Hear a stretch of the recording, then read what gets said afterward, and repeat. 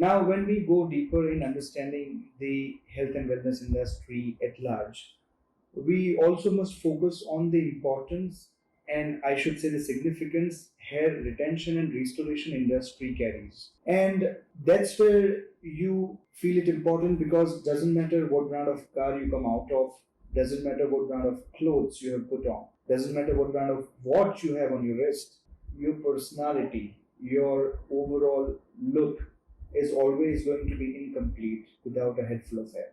And now, if you see, for this very reason, people, film industries, and a lot of companies are trying to create a buzz on social media, YouTube, and certain specific platforms.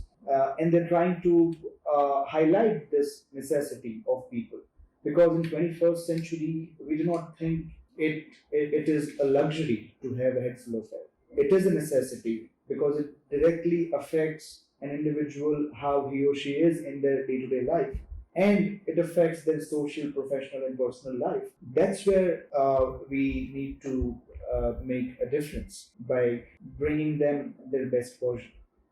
And I think when we're talking about the overall grooming and the personality of an individual, it all starts from a healthy head full of hair because it's like people will always have the first glance at your scalp on your head, and then if that is incomplete, remaining things do not make that much of an impact. So, which is why this market, hair retention and hair restoration in particular, as part of health and wellness, has tremendous potential.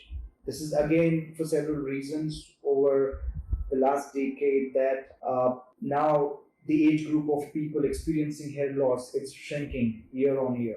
Earlier, if it was 35, 40 plus years of age, now it has come down to even the toddlers, youngsters, below 20. So, this necessity of people is increasing, and so are the reasons. In today's day and age, it is important, and which is why people must focus on this area.